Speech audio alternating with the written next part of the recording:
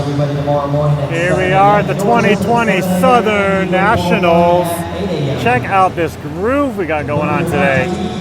This is the end of practice day. We just finished. It's 9:30 at night. Practice is over. Tomorrow starts qualifying, but we got a full day of running on this. Track's really grooved in. It's really holding up better than I've ever seen it hold up. So we're gonna do a little bit of a track walk here. First thing we got is the front straightaway. Got the loop right here. And you can really, I don't have to show you much. You can see by the blue groove where the fast line is, because that's where most guys are hitting it. So we're out here, middle of the 3/4, out on the straight, and you're trying to keep your speed as fast as you can into turn number 1. Trying to get a nice little arc here. You can see how if you can hug it nice and tight, you can bleed out about 1/2 to 3/4 on this jump. Do the little double. So. Got a nice big landing. They made this track builder, Ross, I believe, and Bobby Moore did an amazing job. This track is a lot of fun. So here, we're up here, and you're just kind of making a whole arc out of this whole section here. So you came, you're inside, you bleed out about 1/2, and continue that arc, and then keep that speed up. And then you kind of want to try to jump down. It doesn't hurt you too bad if you short it. You got to be a good 3/4 throttle to make it at least. Make it downside here. Then you got a sharp about 180, 170 here. And then you got to watch out for that nail, but they'll fix that for tomorrow. So that pipe's kind of deceiving it. I hit it reasonably often. It's definitely a spot that we hit. So you try to bleed out, push out just a little bit to make sure you don't hit that. And keep that speed going. And you can hit this guy about 1/2. This is about just a roller here. You can hit this about 1/2 speed. See, we're not too high there. And the whole time you're arcing in to set up for this corner and this jump. And now here, we got the 6-pack. And this is a beautiful 6-pack because there's so many different options on it. When we first got here, the track was wet, a little bit looser. It was, most common line was single, double, double, single. That's still the easiest line. But now that the groove is formed, you can actually come out just a tiny bit wide, especially in e-buggy, and the guys that have good bottom end and the nitros, a little wide, and then you can go double, double, double, or you can do double, triple, single. Kind of all depends how you land that first double. If you can land that double perfectly, it gives you a good run to do a triple there. And also, other options would be like a single, triple, double. So there's just lots of different options on this, depending on what vehicle you're running. If they've watered the track, if the grip's really high as it is right now. So this is but the thing is, all the lines are pretty similar speed. There's nothing that's like, this is crazy faster. So it's gonna be very interesting come race time when we're running with people of like speed to kind of see the differentiation that can happen through this 6-pack section. So you can see this is one of the spots where just a tiny bit of character is forming, but right now it's really staying pretty smooth this year. So anyways, you come across here, start on the inside, and kind of bleed out toward the inside of this.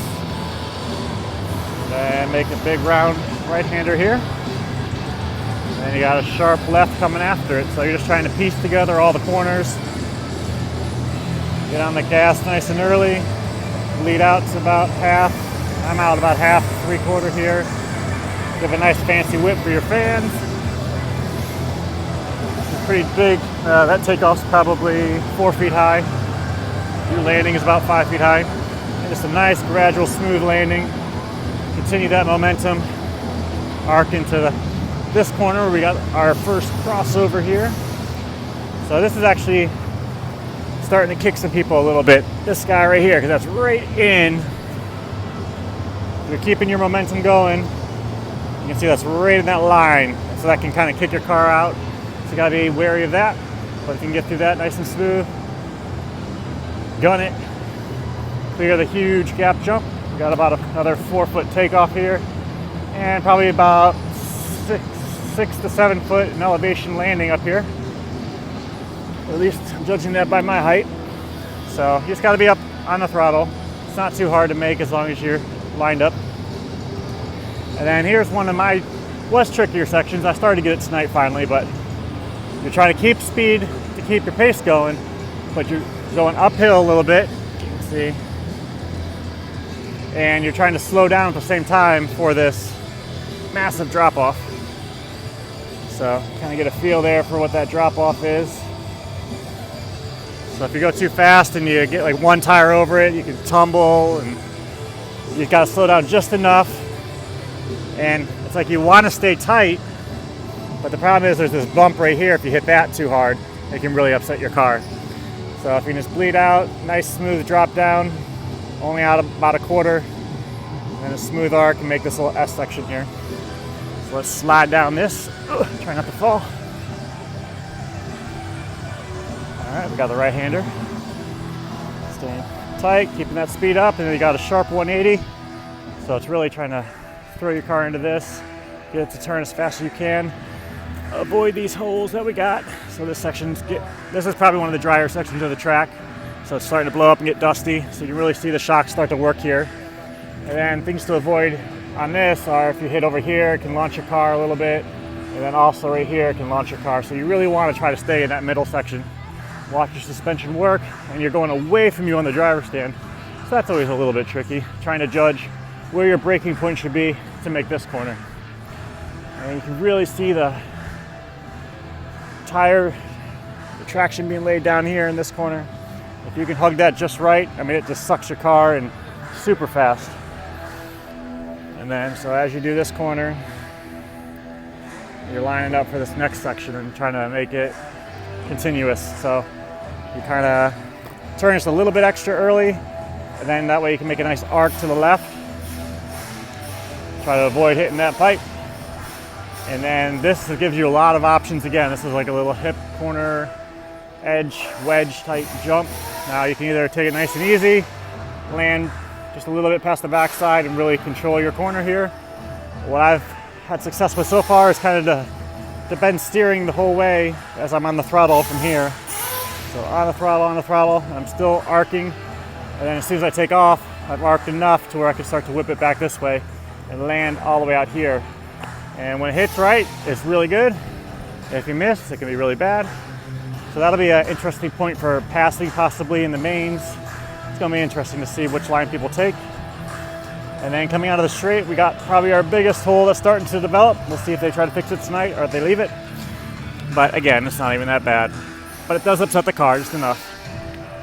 Because you're fully loaded here, you're fully on throttle. And if you hit that, it can really shimmy your car. And then you got the dust and the groove. That's always a tricky type of section because you got the grip. All of a sudden you hit that dust and it's kind of like a shuffleboard table. It gets really loose. So let's go run up onto the driver's stand really quick. Show you a driver's stand view of the track. See, the pits are all back there. So this year they got the driver's stand up here on the bleacher section, which is really nice. Race Time Entertainment's doing a great job. Driver's stand's very sturdy this year, which is not something we are used to at this track. So that's been a nice change. So see our view from the right side. They did a wonderful job. There's no blind spots on this track. I've stood full right and full left. Had no problems at all. I see this building is AC, you know, it's 70, 75 degrees in here all the time, even in Louisiana. So it'd be nice one year if we can get spectators, you know. Got all of these things filled, have the driver stand on the opposite side, the track there right in front of the spectators. That could be really cool. And let's do a quick look on the left side. Not many people stand down here. For whatever reason, people don't like standing down here at all. Everybody's really been migrating to the right side of the stand. But you can see there's really no blind spots, so it's not too bad. I've been down here a couple times. That way, no matter where I get stuck for the main, if I get stuck somewhere and I don't get to choose my spot, I'll be okay anywhere I go. So that is your 2020 Southern Nationals track walk from Monroe, Louisiana. Thank you guys for watching. Tune into liverc.com to watch the racing action on all day Saturday and Sunday. Thanks guys, take care, bye-bye.